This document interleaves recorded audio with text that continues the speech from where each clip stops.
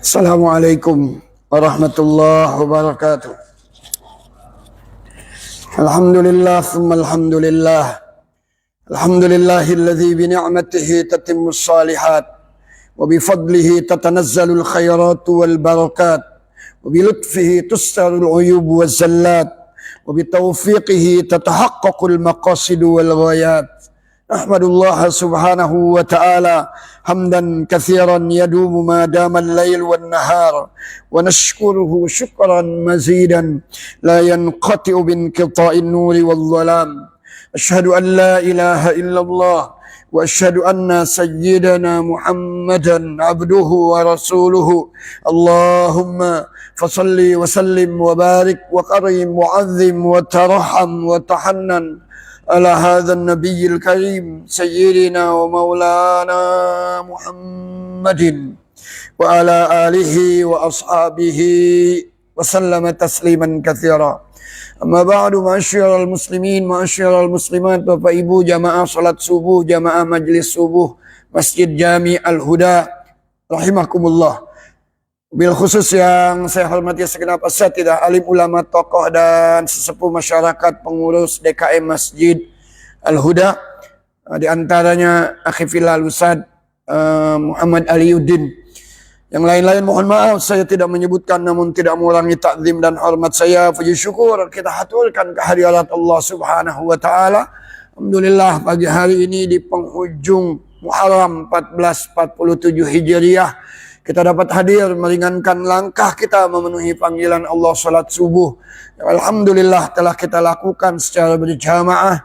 Kita lanjutkan dengan bersama-sama duduk sejenak di majelis yang amat mulia, majelis ilmu.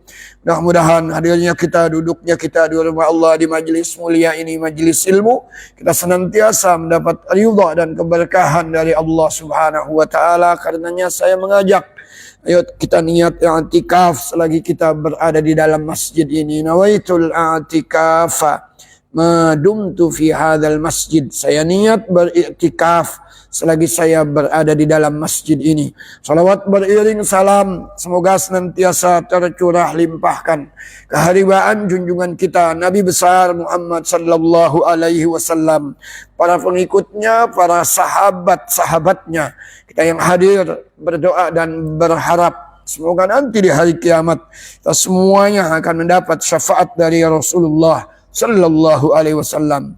Ma'asyiral muslimin, ma'asyiral muslimat, seperti biasa sebelum saya lanjut saya mengajak mari kita baca suratul Fatihah. Al-Fatihatu lima quri'alah. Fatihah, kata Rasul dalam sabdanya, tergantung dari niat yang kita baca, yang kita inginkan. Kita mohon kepada Allah dengan Fatihah ini semoga orang-orang tua kita, guru-guru kita, keluarga kita yang telah pulang ke rahmatullah, bil khusus orang-orang yang sudah berkiprah dan berbuat banyak buat masjid ini, semoga almarhumin, almarhumat di alam kuburnya senantiasa mendapatkan cucuran rahmat maghfirah dari Allah Subhanahu wa taala. Kuburnya dijadikan raudhah min riyadil jinan. Dengan Fatihah ini kita juga mohon kepada Allah, jika pagi ini ada saudara-saudara kita yang sedang berbaring sakit, semoga Allah Subhanahu wa taala segera angkat penyakitnya, Allah pulihkan kesehatannya, Allah berikan kesabaran, ketabahan kepada mereka dan keluarganya. Yuk terus kita doakan anak-anak kita, adik-adik kita, saudara-saudara kita yang tengah belajar, tengah menuntut ilmu, aina makanu, dimanapun mereka belajar, semoga Allah Subhanahu wa taala yaftah lahum futuhal arifin. Allah bukakan anak-anak kita semuanya pintu kecerdasan, pintu keberhasilan. Allah jadikan anak-anak kita semuanya anak-anak yang salihin, salihat, taat kepada Allah dan Rasulnya, berbakti kepada orang tuanya, ilmunya kelak bermanfaat fid dini wad dunya wal akhirah. Kita yang hadir pada pagi hari ini, yang mungkin tengah usaha, tengah ikhtiar, punya hajat, punya keinginan, semoga usaha ikhtiar kita semuanya mendapat ridha Allah. Hajat keinginan kita dimudahkan dan disampaikan Allah. Kita dibukakan pintu rizki yang seluas-luasnya. Terus juga kita doakan saudara-saudara kita di Palestina, di Gaza, di Rafah, wa fi anha'il alam, mujahidin, mujahidat, semoga mereka semuanya senantiasa dalam lindungan Allah. Allah berikan kekuatan, Allah berikan kesabaran, dan Allah catatkan kemenangan. Bitilkan niyati wa ila hadratin nabiyil mustafa sallallahu alaihi wasallam al-Fatihah. A'udzu billahi minasyaitonir rajim. Bismillahirrahmanirrahim. Alhamdulillahi rabbil alamin arrahmanir rahim maliki yaumiddin. Iyyaka na'budu wa iyyaka nasta'in. Ihdinas siratal mustaqim. Siratal ladzina an'amta 'alaihim ghairil maghdubi 'alaihim waladdallin. Amin. Masyaallah muslimin, masyaallah muslimat, Bapak Ibu jamaah salat subuh, jamaah majlis subuh Masjid Jami' Nurul Huda Komplek Dekplu rahimakumullah. Kajian kitab di buku Mukhtasar Ihya Ulumuddin ini kajiannya tematik, jadi nggak mesti harus berurutan. Saya memandang perlu dari sejak kemarin ini untuk melihat di bab 4 Al-Babur Rabi' fi Asrari As-Salah. Sekali lagi buku ini adalah buku karyanya Hujjatul Islam Al-Imam Al-Ghazali. Masyaallah muslimin, salat itu sekali lagi saya katakan menjadi tolok ukur baik buruknya seseorang di dunia, nanti di akhirat juga. Nah, di dunia Rasul pernah bersabda, "Idza ra'aita rajul ya'tadul masjid fashhadu lahu bil iman." Kalau Anda melihat seseorang yang bolak-balik ke masjid dalam artian zuhur, asar, maghrib, isya, subuh, dipanggil, selalu dia datang memenuhi panggilan sholat, kata Rasul, fashhadu lahu bil iman.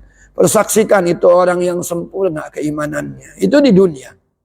Dan nanti di akhirat, sholat itu menjadi tolak ukur baik buruknya seseorang juga. Awwalu ma yuhasabu bihil abdu yaumal qiyamati as-shalah. Fa in saluhat saluha sa'iru amali wa in fasadat fasada sa'iru amali. Yang pertama dihisab dari seorang hamba itu di hari kiamat adalah sholatnya. Jika sholatnya benar, jika sholatnya baik, maka insya Allah amal-amal yang lain, amal-amalan yang lain pun akan ikut baik, akan ikut benar. Begitu sebaliknya. Kalau sholatnya rusak, kalau sholatnya buruk, maka amal-amal yang lain pun akan ikut buruk. Masyaallah muslimin, sholat dalam kondisi apapun harus ditunaikan. Kecuali dua. Satu, dia ketika hilang akal. Artinya selagi orang masih punya akal sehat, sakit sekalipun, dia harus sholat. Yang kedua, sholat itu masih tetap harus dilaksanakan. Apapun kondisinya, selagi hayat masih dikandung badan. Tidak bisa berdiri ya duduk, tidak bisa duduk ya berbaring. Tidak bisa berbaring ya dengan celentang, mungkin tidak bisa celentang ya dengan isyarat. Masyaallah muslimin. Bahkan ketika orang pun dalam kondisi-kondisi tertentu dia tidak berwudu, dia tidak bisa bertayamum, dia masih harus sholat. Namanya as-salatu lihtiramil waqt. Mungkin jarak Blok M dengan Pondok Labu mungkin bisa ditempuh dalam kondisi normal 20 sampai 30 menit. Tapi bisa jadi suatu hari macet total.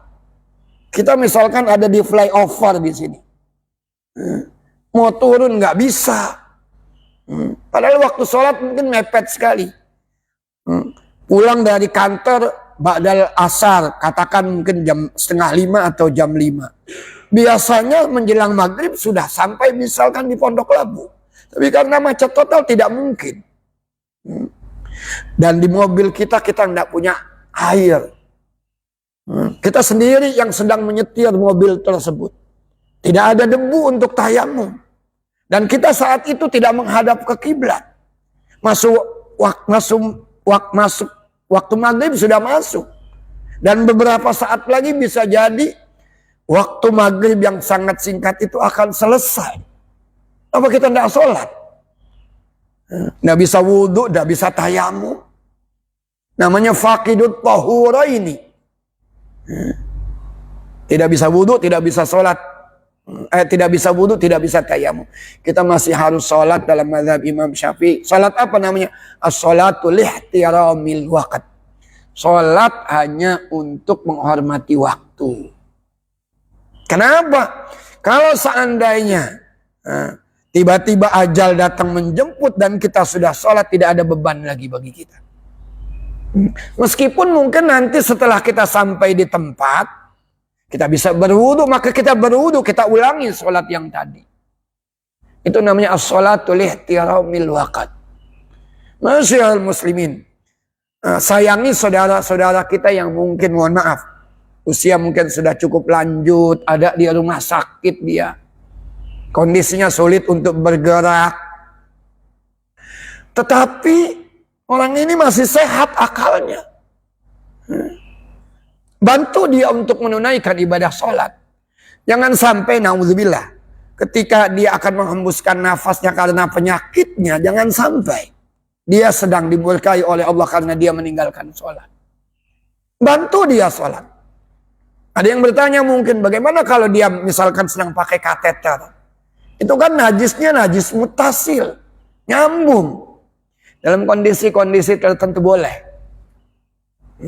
Memang sholat itu harus dalam keadaan suci, tapi ini kondisinya kondisi darurat. Dia tidak mungkin lepas pakai kateter dengan sendirinya. Sulit. Maka dia boleh sholat pakai kateter. Lalu bagaimana kalau najis-najisnya itu sulit untuk dihindari? Masyaallah muslimin, ada namanya sholatut taswir.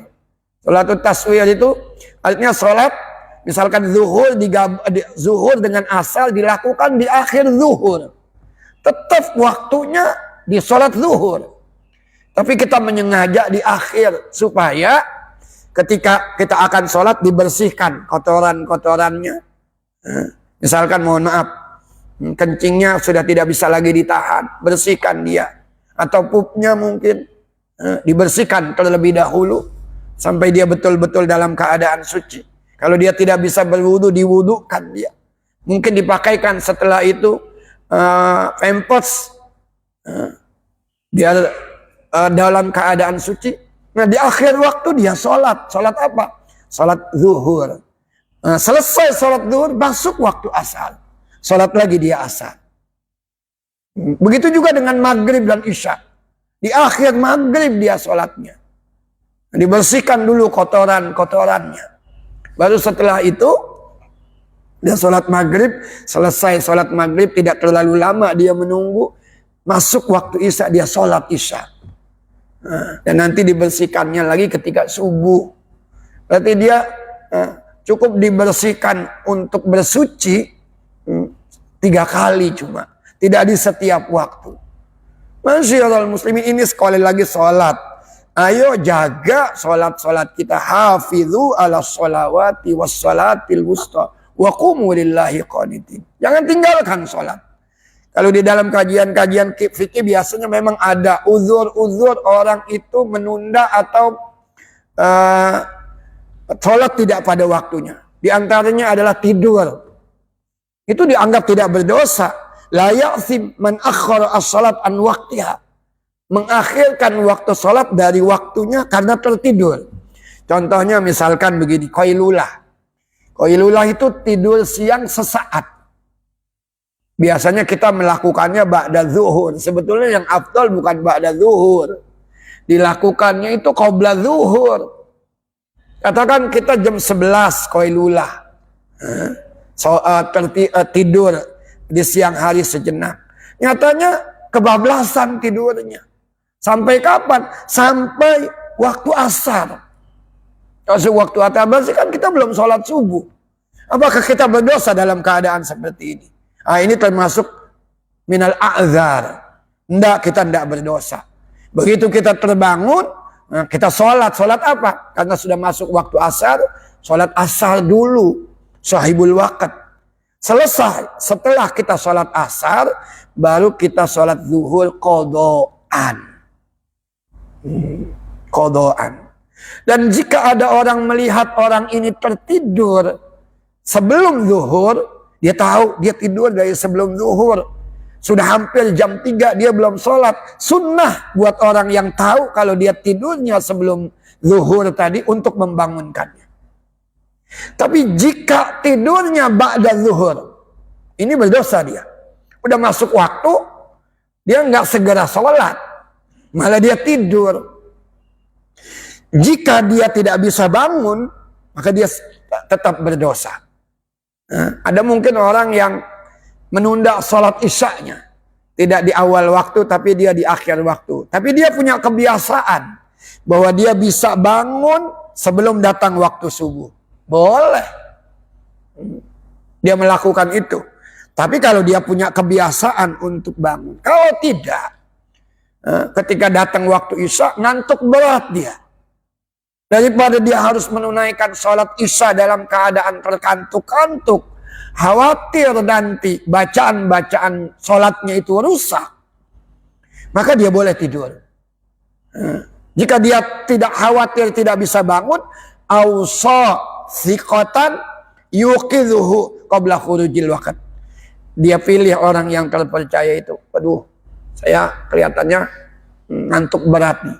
Tolong nanti bangunkan saya sebelum Anda beranjak tidur. Saya kalau sholat sekarang saya khawatir sholat saya rusak.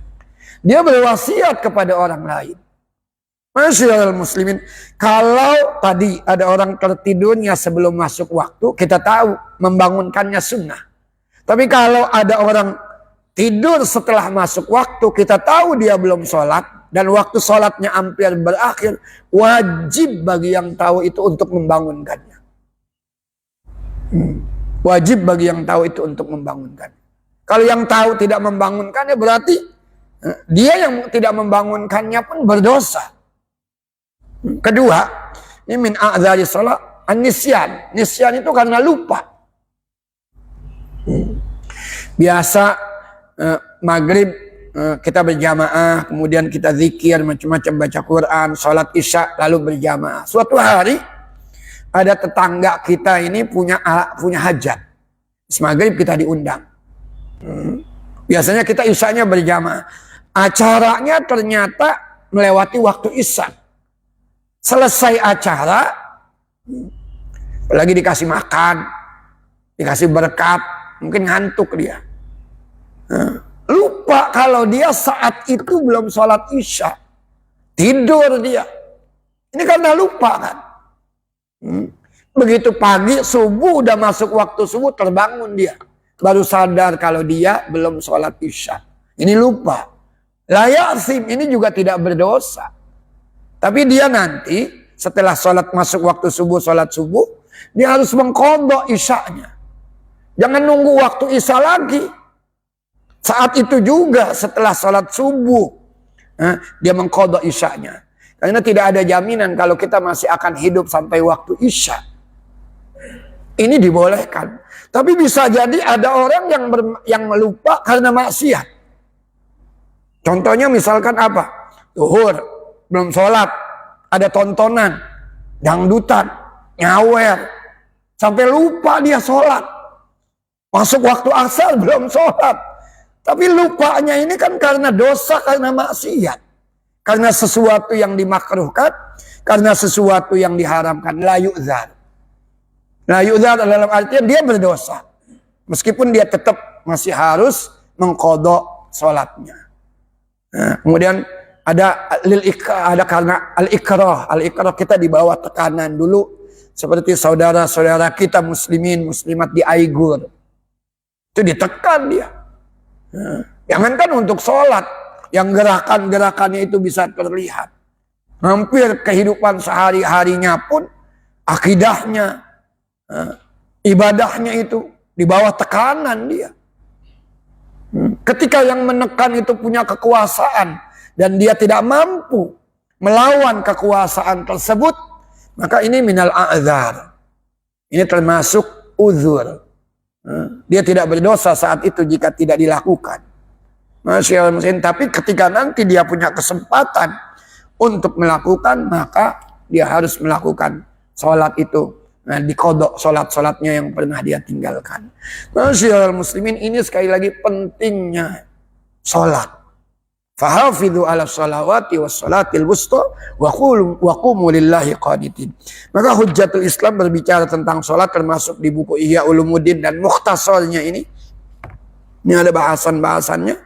Kemarin kita sudah baca separuh itu di Fadailu as-sholawat was sujud wal jamaah wal adzan wa ghairiha. Kemarin sampai di adzan. Kemudian yang sekarang ini di Fadilatul Maktubah. Bismillahirrahmanirrahim, saya baca. Qala Rasulullah sallallahu alaihi wasallam, as-salawatu kaffaratun lima bainahunna majtunibatil kabair. Salat-salat yang kita lakukan zuhur, asar, maghrib, isya, subuh itu sebagai penggugur dari dosa-dosa kecil kita. Selagi dosa-dosa besar itu kita jauhi. Selagi dosa-dosa besar itu kita hindari. Kalau dosa besar tidak akan digugurkan begitu saja kecuali dengan cara bertaubat. Apa itu dosa besar? Biasanya dosa besar itu adalah dosa yang jika dilakukan ada sanksinya. Contoh misalnya termasuk dosa besar, berzina. Itu dosa besar. Karena pelakunya, itu kalau dia ghairu muhsan, belum pernah menikah, dirajam 100 kali. Dicambuk 100 kali. Kalau dia muhsan pernah menikah, maka dia dirajam sampai mati. Mencuri, maka pelakunya itu dipotong tangannya. Syurbul khamar, mengkonsumsi minuman keras, maka pelakunya itu dicambuk. Sebagian ulama mengatakan 40 kali, sebagian lagi mengatakan sampai 80 kali. Nah, ini termasuk dosa-dosa besar. Kalau dosa-dosa besar seperti ini tidak akan pernah digugurkan oleh Allah kecuali dengan cara bertaubat. Al-iqla' anidz dzanbi, tinggalkan dosa tersebut. Yang kedua, an-nadam, sesali dosa tersebut. Ketiga, al-azam, bulatkan tekad untuk tidak mengulanginya. Dan jika dosa tersebut terkait dengan hukukun adamiyah, hak-hak manusia, hartanya kita ambil, tidak bisa dengan cara begitu saja, kembalikan kepada pemiliknya. Nah, ini dosa-dosa besar. Tapi dosa-dosa kecil kita, ini bisa digugurkan dengan kita menjaga salat-salat fardu kita. Maka Rasul sallallahu alaihi wasallam bersabda, as-shalawat, salat-salat fardu yang kita lakukan kafarat, bisa menggugurkan dosa-dosa kecil kita. Maka jaga ayo salat-salat kita semuanya. Wa qala alaihi salatu wassalam, bainana wa bainal munafiqina syuhudul atamati wassubah. Ya, salat yang paling berat itu adalah salat isya dan subuh. Maka Rasul di hadis yang lain bersabda, man shalla as-subha fi jama'atin faka'annama qama al-laila kullahu. Alhamdulillah. Yang sembahyang subuhnya berjamaah, maka dia seperti orang yang melakukan qiyamul lail sepanjang malam. Subhanallah, beruntung kita nih. Wa man shalla al-isya fi jamaah, yang sembahyang isya'nya berjamaah, maka faka'annama qama nisfal laili, seperti orang yang melakukan qiyamul lail setengah malam. Fa'ayuna, siapa di antara kita yang bisa qiyamul lail setengah malam, apalagi satu malam penuh? Tapi itu bisa kita dapatkan pahalanya dengan isya dan subuh secara berjamaah. Dan sholat ini paling berat, terutama buat orang-orang munafikin. Buat orang-orang munafik. Maka Rasul bersabda, bainana wa bainal munafikin. Perbedaan kami dan orang-orang munafik adalah syuhudul atamah, menegakkan sholat isya dan sholat subuh. Al-atamati wa subuh. Fa innahum la yastati'una ityanahuma. Karena mereka itu sulit sekali untuk bisa melakukan salat isya dan salat subuh secara berjamaah. Biasanya orang-orang munafik dulu itu seringnya melakukan amalan-amalan itu dilakukan kusala, malas-malesan. Dan ada unsur riyanya. Kalau siang itu masih dilihat orang. Maka kalau malam dulu kan belum ada listrik-listrik seperti ini. Maka tidak dilihat orang, malas dia. Ini ciri orang munafik. Saya kemarin baca buku juga Dalilus Sa'ilin. Di antara ciri-ciri orang munafik di buku Dalilus Sa'ilin satu, kalau dilihat orang semangat, kalau tidak dilihat orang kendur dia, kalau dipuji semangat, kalau dicela kendor dia. Itu ciri-ciri orang munafik. Masyaallah muslimin. Nah, ini salat yang paling berat buat orang-orang munafik. Wa qala alaihi salatu wassalam, as-salatu ibaduddin. Faman aqamaha faqad aqamad-din wa man tarakaha faqad hadamad-din. Salat itu tiangnya agama. Yang menegakkan salatnya, maka dia telah menegakkan agamanya. Dan siapa yang meninggalkan sholatnya secara tidak langsung, maka dia sudah menghancurkan agamanya. Wa yurwa, diriwayatkan anna awwala ma yunzal yaumal qiyamati min amalil abdi as-shalah. Nah, ini yang tadi saya baca, cuma redaksinya memang agak berbeda. Bahwa yang pertama akan diperiksa, dilihat secara teliti di hari kiamat dari amalan seorang hamba adalah sholatnya. Fa idza wujidat tamatan kubilat minhu wasairu amali. Kalau didapati sholatnya itu sempurna, maka diterima sholatnya, begitu juga amal-amal yang lainnya. Wa in wujidat naqisa ruddat alaihi wasairu amali. Kalau ternyata sholatnya itu tidak sempurna, maka ditolak sholatnya, begitu juga amalan-amalan yang lainnya. Jadi ini menjadi tolok ukur baik buruknya seseorang nanti di akhirat. Fadilatu itmamil arkan. Sholat itu sempurna. Rukun-rukunnya itu lakukan dengan sempurna. Jangan sampai sekian lama kita sembahyang, itu kata Huzaifah, kalian tidak sembahyang. Kalian kalau mati, muttum ala ghairi fitrati Muhammadin sallallahu alaihi wasallam. Kata sahabat Huzaifah, kalau kalian mati sholat kalian seperti ini, tidak disempurnakan rukun-rukunnya, kalian mati tidak dalam keadaan fitrah atau sunnahnya Nabi Muhammad sallallahu alaihi wasallam. Maka jaga sholat-sholatnya. Tumaninahnya tuh harus dapat. Ini saya juga lagi ada bacaan, ini judulnya Bidayatul Minnah fi Syar'i Khamsimi'ati Sunnah. Ini buku bercerita tentang ada 500 sunnah dalam sholat kita. Bahkan ada yang lebih. Dalam sholat yang kita lakukan itu, sunnah-sunnahnya itu ada 500 di dalam buku ini. Ya, termasuk tumak ninaknya, bagaimana kita berdiri, bagaimana berkunut. Angkat tangan dalam kunut itu bagaimana. Kita yang kita baca ini kunutnya Nabi Muhammad, Allahumma hdini fiman hadait. Tapi dianjurkan untuk menggabung kunutnya Nabi Muhammad dengan kunutnya Sayyidina Umar. Allahumma inna nasta'inuka wa nastahdik wa nastaghfiruka wa natubu ilaik wa nu'minu bika wa natawakkalu alaik. Itu kunutnya Sayyidina Umar. Disuruh digabung. Ada ahli hafal kunutnya Sayyidina Umar.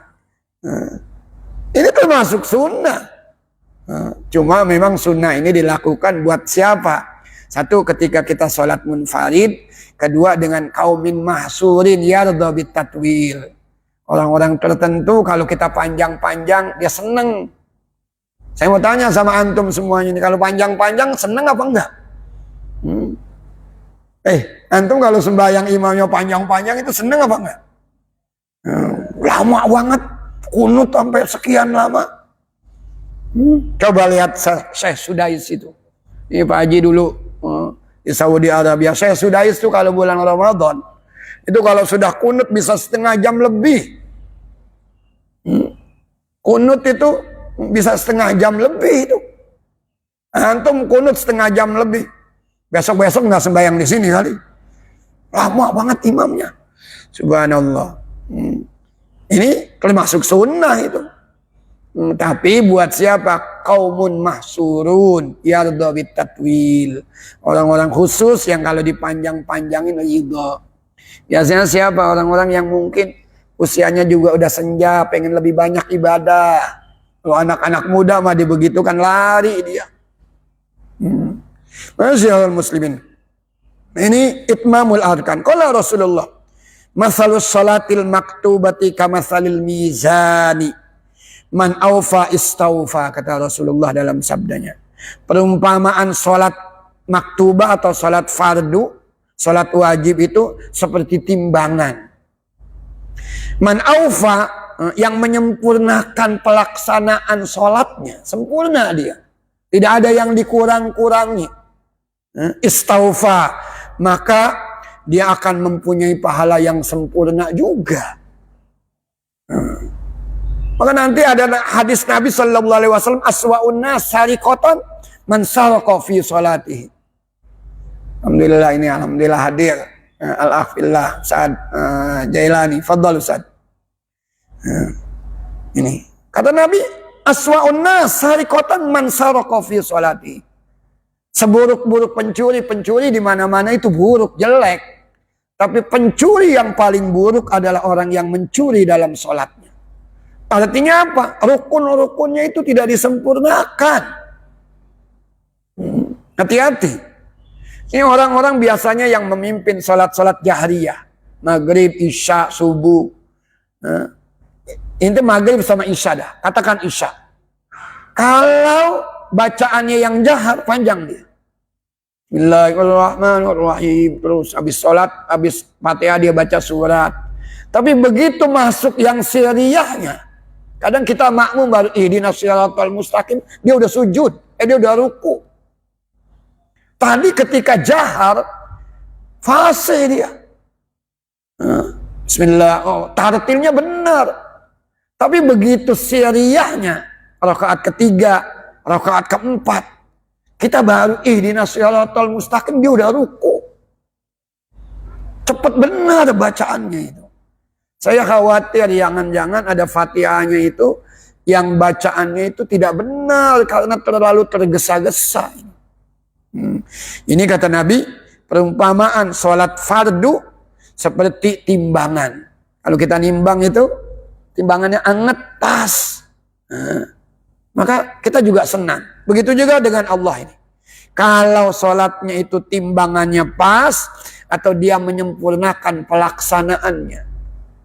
Yang panjang dipanjangkan, yang pendek dipendekkan. Maka dia akan mendapatkan pahala yang sempurna juga. Istaufa. Wa qala alaihi salam, inna rajulaini min ummati la yaqumani ila shalah wa ruku'uhuma wa sujuduhuma wahid wa inna ma baina salatihima ma baina samai wal ard. Kata Rasulullah, ada dua umatku, dua-duanya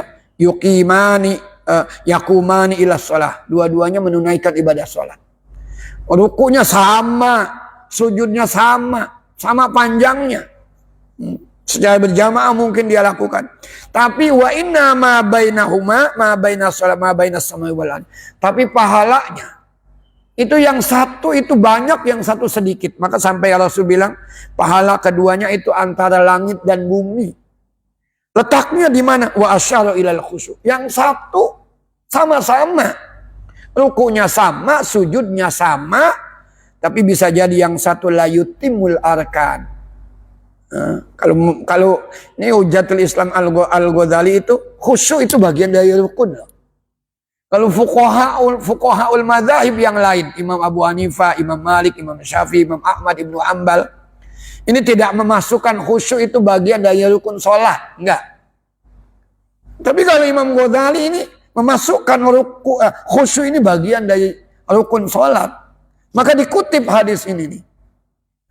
Kata Rasul, dua umatku sholat rukuknya sama panjangnya, sujudnya sama panjangnya, sama sempurnanya, tetapi pahala antara keduanya antara langit dan bumi. Di mana letak perbedaannya? Wa asyara ilal khusyuk, kekhusyuannya. Subhanallah. Wa qala alaihi salatu wassalam, aswa'un nasi sariqatan man sarqa fi salati tadi. Seburuk-buruk pencuri di mana-mana itu buruk, jahat. Tapi sejahat-jahat pencuri adalah yang mencuri dalam salatnya. La yutimmu ruku'ahu wa la sujudahu. Tidak menyempurnakan ruku' dan sujudnya. Subhanallah. Ini fadilatu itmamil arkan. Kemudian fadilatul jamaah. Saya mengajak, ayo jaga jamaah kita ini. Jaga sholat jamaahnya. Kalau sahabat-sahabat salafus saleh itu ketinggalan sholat jamaah, nangis dia. Sayyidina Umar itu sampai memberikan kebun kesayangannya. Karena dia satu saat terlalaikan oleh kebunnya. Biasa dia punya kebun dulu di Madinah Al-Munawwarah. Kalau mau ke masjid, dia kadang-kadang singgah di kebunnya itu. Saat itu kurma-kurmanya begitu ranum. Berbuah begitu lebat. Terbuah dia. Begitu mau keluar sholat asar, dia mampir dulu. Tapi terbuah dia begitu keluar untuk sholat asar, ternyata orang-orang udah pulang dari sholat asar. Subhanallah, tarji' dia. Tarji itu istirja beliau. Istirja itu innalillah. Innalillah wa inna ilaihi rajiun. Memang istirja itu ucapan apa? Bela sengkawa kan? Kalau ada kematian kita baru ngomong istirja, innalillah wa inna ilaihi. Sayyidina Umar ketinggalan sholat berjamaah itu istirja dia. Innalillah wa inna ilaihi. Musibah. Fatatni sholatul asri jama'atan. Saya ketinggalan sholat asar secara berjamaah. Apa sebabnya? Kebun. Makanya orang-orang dikumpulkan. Aku jadikan kebun ini sebagai sedekah. Tebusan buat sholat yang aku lalaikan karena kebun ini. Subhanallah. Antum pada lalai karena apa? Handphone. Ada yang berani nih gara-gara handphone nih saya nggak sembahyang asar berjamaah. Berani nggak? Gara-gara ini ayo saya sedekahkan. Sayyidina Umar itu begitu.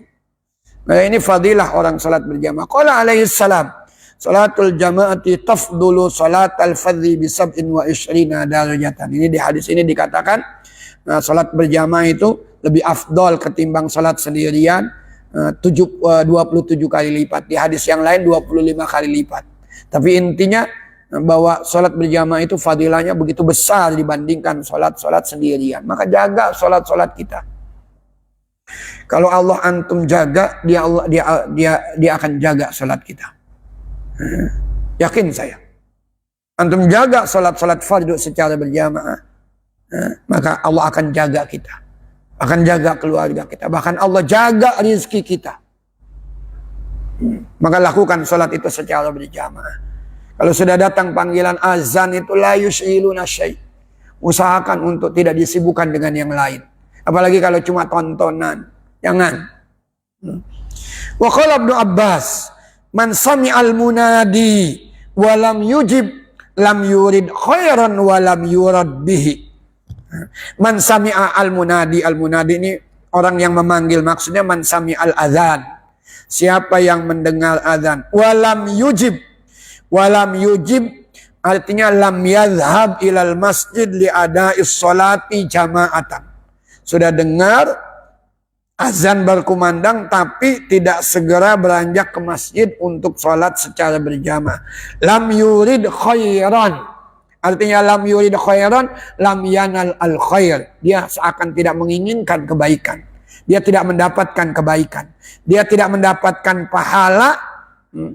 Yang pahala ini adalah pahala orang yang melakukan sholatnya secara berjamaah. Kan berarti dia nggak mau tuh. Kalau dilipat gandakan 27 kali lipat. Dia seakan menolak lam yurid. Wa lam yurad bihi. Artinya lam ya'ti bi khairin li nafsihi. Nggak dapat dan dia tidak menginginkan kebaikan itu buat dirinya. Karena dia nggak sembahyang secara berjamaah.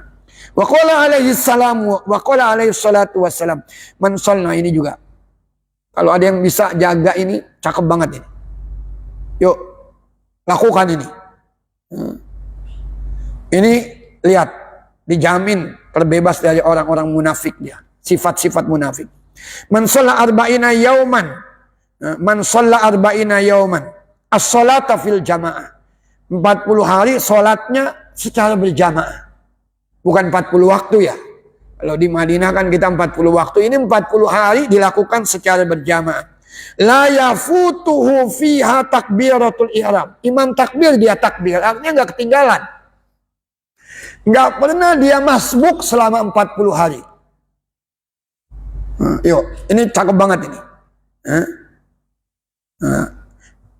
Kataballahu lahu bara'ataini. Allah catatkan buat dia 2 kebebasan. Allah berikan dia 2 kebebasan besar. Apa kebebasan itu? Kebebasan yang pertama bara'atun minan nifaq. Kebebasan dari sifat orang-orang munafik. Wa bara'atun minan nar. Terbebas dia dari sentuhan api neraka.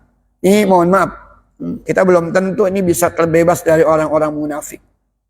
Nifaq. Itu ada dulu sahabat ngomong ke hadapan Rasulullah sallallahu alaihi wasallam, dia bilang begini. Kalau kami di hadapan Rasulullah, apalagi kalau Rasul itu ngomong tentang surga dan neraka, kami begitu khusyuk, seakan-akan surga dan neraka sudah ada di mata kami. Tapi begitu kami kembali ke tengah-tengah keluarga kami, bersendagurau dengan anak, bersendagurau dengan istri, kami lupa apa yang tadi disampaikan oleh Rasulullah. Seakan-akan kami ini orang munafik katanya. Itu dia ngadu sama Sayyiduna Abu Bakar. Abu Bakar pun ngomong begitu. Iya, saya juga begitu. Ayo kita tanya sama Rasulullah sallallahu alaihi wasallam. Apakah kita ini termasuk orang-orang yang munafik? Kalau begitu diingatkan surga di depan Rasul yang mengingatkan, seakan surga berada di hadapannya. Takut dia. Tapi begitu udah kembali ke tengah-tengah keluarganya, terlalaikan dia. Yang ngadu sama Rasul, apakah saya ini orang munafik? Enggak, kata Rasulullah. Itulah manusia, sa'atan fasa'atan. Kadang begini, kadang begini. Tetap saja jaga, ayo. Kita ngarih nih. Ada di sebuah hadis yang cukup panjang itu, 3 orang yang pertama itu akan tersentuh api neraka nanti di hari kiamat. Padahal amalannya orang-orang hebat. 1, orang yang suka bersedekah. 2, orang yang terbunuh sebagai syuhada. 1 lagi, waduh saya lupa. Orang yang bersedekah. Orang qori. Qori itu pintar baca Al-Quran. 1 orang yang bersedekah. Allah tanya sama dia, aku berikan engkau harta yang cukup berlimpah. Engkau pakai apa harta kamu? Dia bilang, atasaddaqu alal fuqara wal masakin. Saya sedekahkan buat fuqara masakin lillah. Kata Allah, la. Kamu tidak melakukannya untuk Allah Subhanahu wa taala. Untuk aku. Kamu tidak melakukannya untuk Allah Subhanahu wa taala. Tapi kamu melakukannya itu supaya kamu dibilang rajulun karim. Kamu adalah orang yang baik, kamu adalah orang yang dermawan. Wa qad qila, dan kamu sudah mendapatkan itu. Wah, si anu dermawan banget ya. Jadi dia sedekahnya ketika dia ngomong, saya semata-mata melakukannya karena Allah, dijawab oleh Allah, enggak, nanti bukan karena aku, tapi engkau melakukannya supaya engkau dibilang dermawan. Disuruh malaikat, campakkan dia ke dalam neraka. Padahal ahli sedekah. Tapi karena riya, karena sum'ah mungkin. Yang kedua ada qari. Ataitukal Quran. Saya berikan kepada engkau Al-Quran. Saya datangkan kepada engkau Al-Quran. Artinya dia ini fasih mungkin bacanya. Bagus bacaannya. Apa yang engkau lakukan dengan pemberianku? Engkau begitu fasih dengan Al-Quran. Oh, saya baca Al-Quran ana al-laili wan nahar. Apalagi mohon maaf qori-qori kita yang suaranya indah-indah itu. Aku baca itu siang dan malam untuk Allah Subhanahu wa taala. Apa kata Allah? Enggak. Ente bukan untuk aku, kata Allah. Ente baca itu liyaqula lakan nas annaka qori, supaya ente dikatakan seorang qori. Kan sekarang banyak nih. Ngeri juga kita. Padahal kan bagus orang baca Al-Quran. Tapi dijawab enggak. Ente bukan untuk aku baca Qurannya. Ente supaya orang katakan bahwa ente adalah seorang qori. Wa qad wajadta, ente sudah dapatkan itu. Orang kan hebat suaranya. Akhirnya kata Allah sama malaikat, lemparkan dia ke neraka. Subhanallah. Itu udah 2. Yang ketiga apa tadi? Ada qari, ada mujahid. Jahada fi sabilillah, ustushhid fi ma'rakatil jihad. Berjihad di jalan Allah, mati syahid dia. Gugur di medan peperangan. Ditanya sama Allah, kamu habiskan untuk apa? Untuk berjihad di jalan Allah. Saya berjuang semata-mata untuk Allah, untuk agama Allah. Kata Allah, enggak.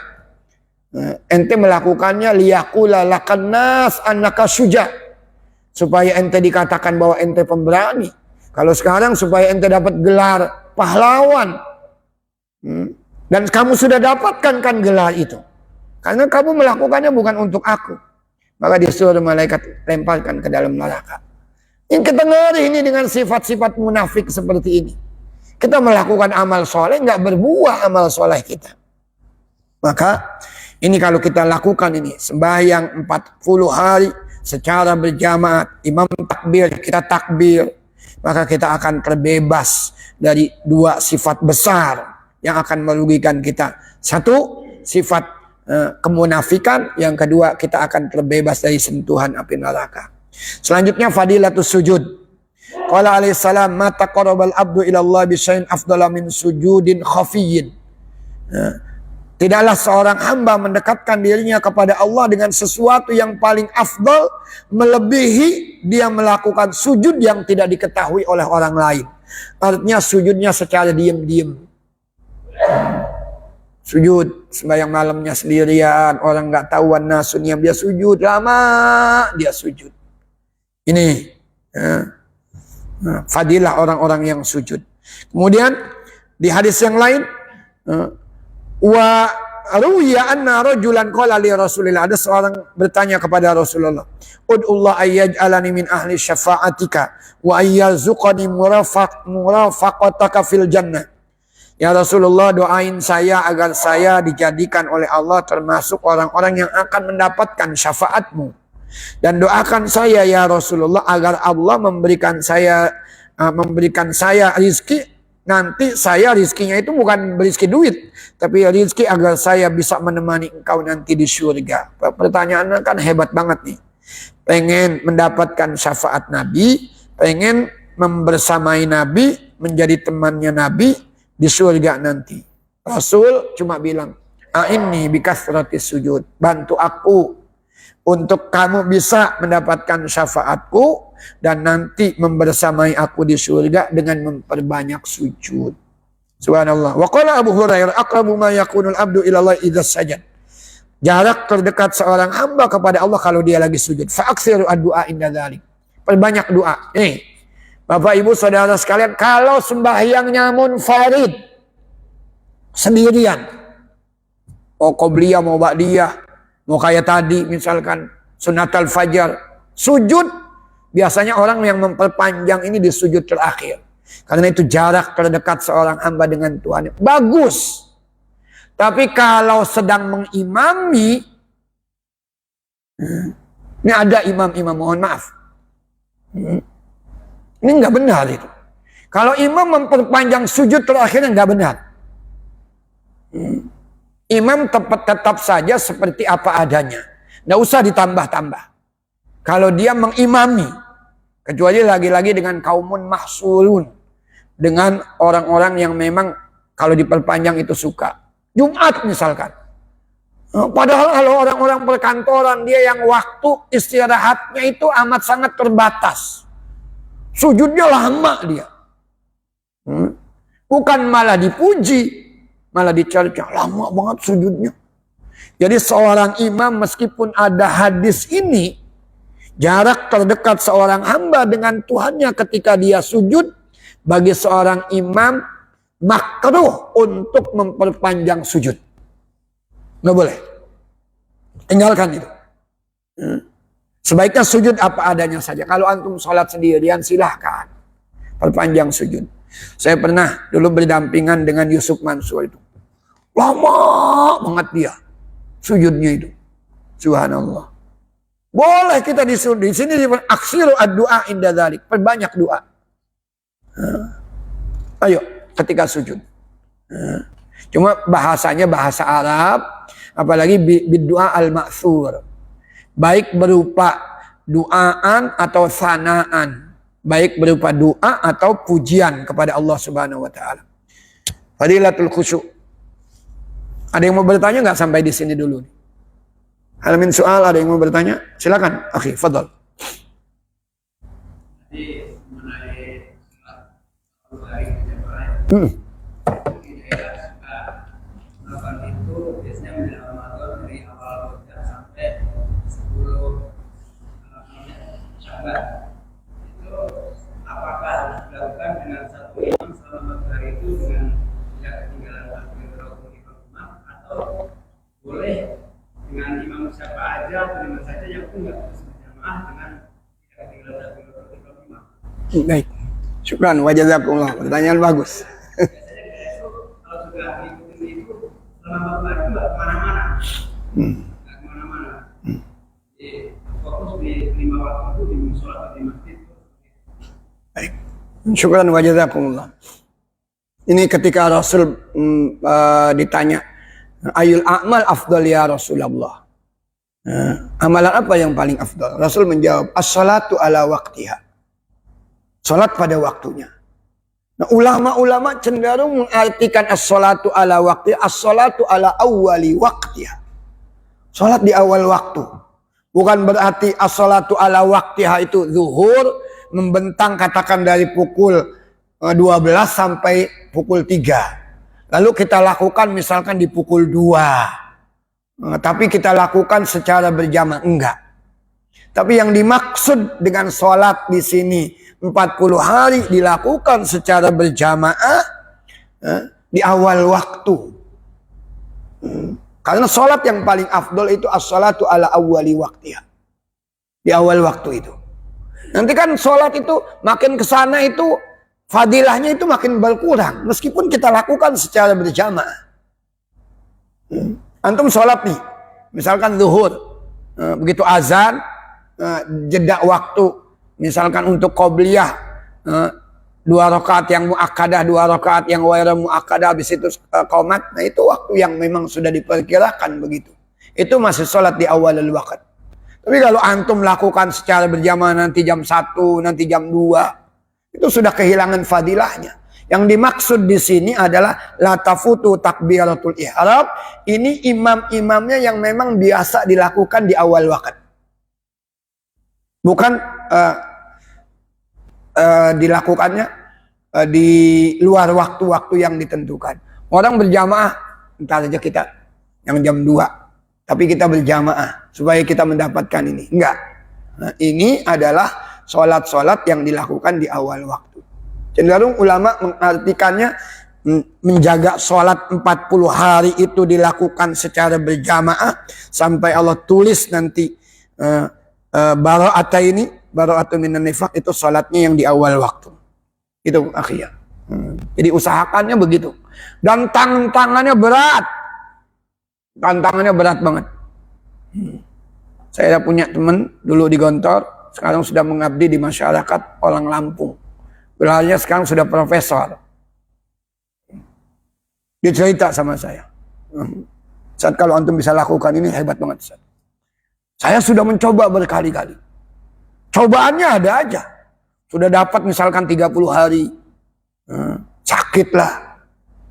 Itu cobaan diantaranya. Yang menarikkan Ubay bin Ka'ab itu. Ubay bin Ka'ab itu suatu hari ngaji sama Rasulullah. Rasulullah, ma min muslimin yusibu adzan min maradin fama siwa illa hatta Allah bi sayyiati kama tahutus syajaratu awraqaha.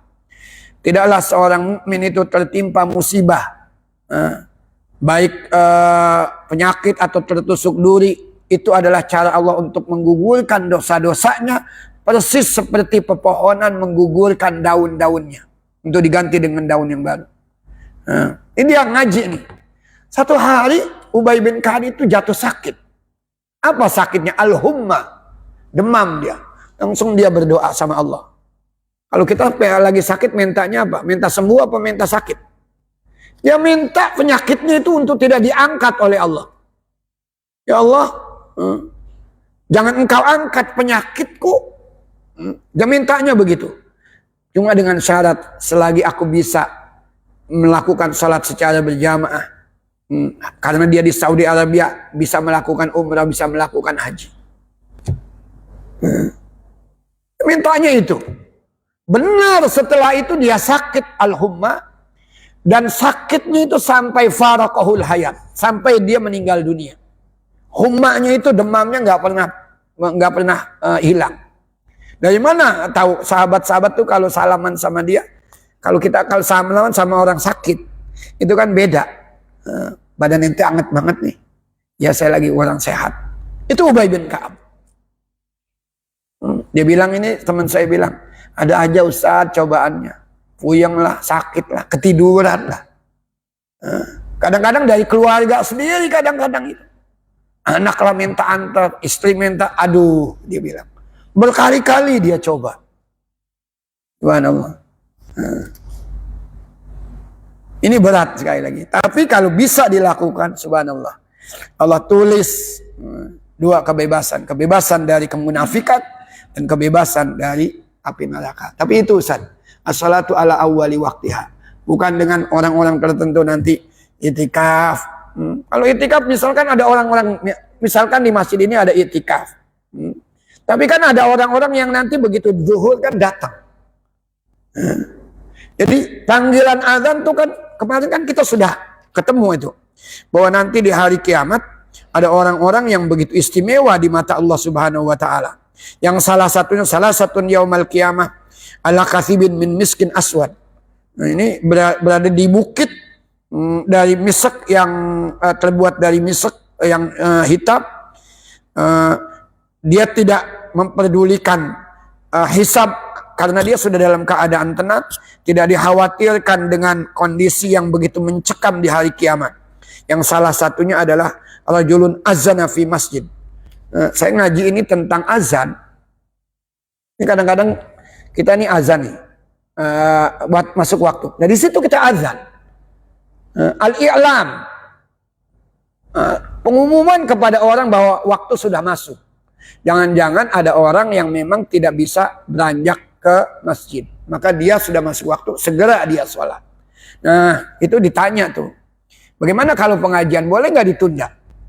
Guru saya bilang itu, kalau misalkan ada pengajian sampai azannya ditunda, maka azannya itu tetap disunnahkan, tapi jangan pakai pengeras suara. Sampai begitu dia bilang.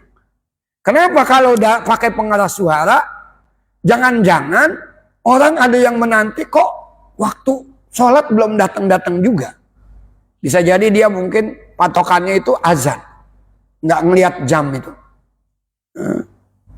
Atau kalau dilakukan azan dengan bersuara keras, oh jangan, oh tadi berarti saya belum masuk waktu ya sholat. Itu diantara alasannya begitu.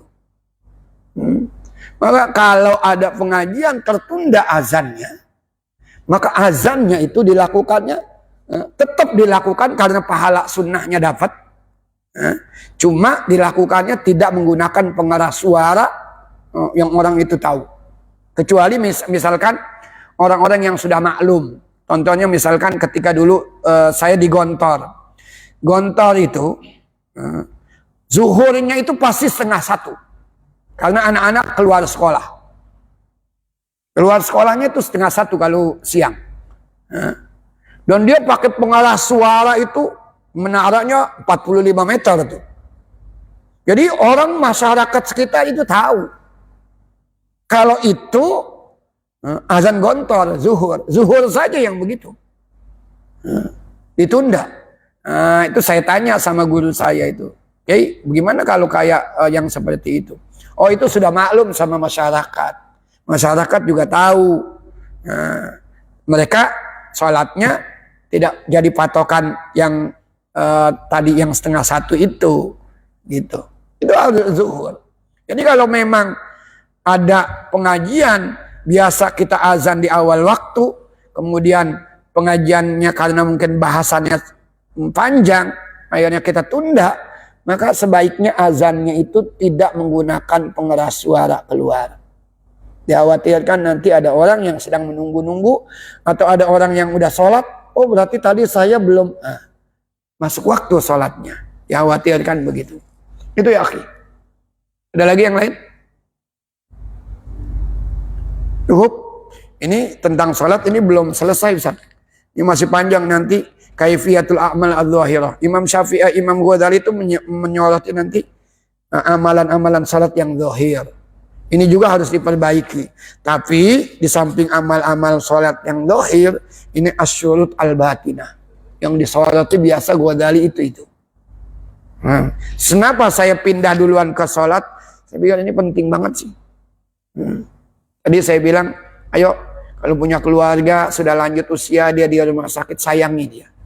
Bantu sholatnya. Jangan sampai dia menghembuskan nafasnya yang terakhir, dia punya beban sholat. Bagaimana caranya? Wudhu diwudhukan mungkin, tayamum ditayamumkan. Ditegur. Ayo sholat, ayo sholat. Jangan sampai ketika dia menghembuskan nafas yang terakhir, dia punya beban sholat yang belum tertunaikan. Orang yang mentaraka sholata amdan faqad kafar. Yang meninggalkan sholat dengan sengaja, nah, itu dikatakan kufur. Meskipun bukan kufur dalam artian dia murtad. Kecuali yang dikatakan murtad itu orang yang tarokas sholata juhudan. Juhudan itu artinya sholat nggak wajib, nah itu. Atau ungkapan yang berbau ridah misalkan begini. Ini pelecehan. Mau kemana sholat? Ngapain lu sholat?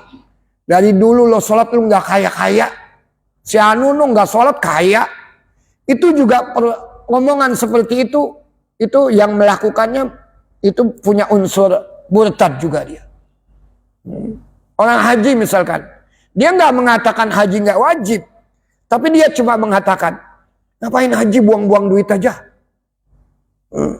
Itu bisa punya arti murtad itu. Betul dia nggak mengatakan haji itu nggak wajib.